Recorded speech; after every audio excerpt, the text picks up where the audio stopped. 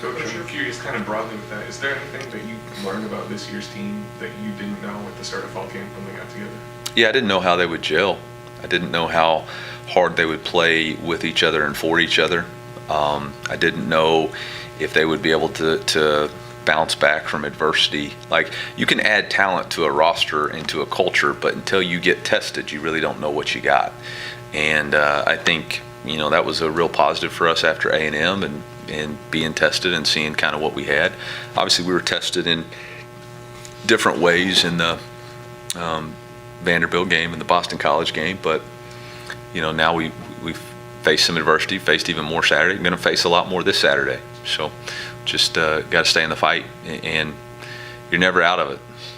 If you believe in yourself and you believe in each other, then you're never out of the fight.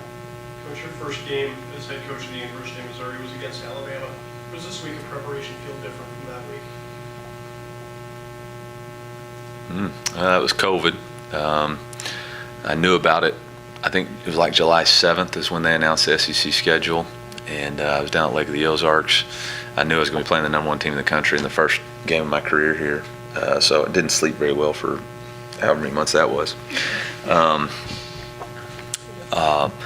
So I think probably mature-wise, I don't pay as much attention to all that stuff anymore.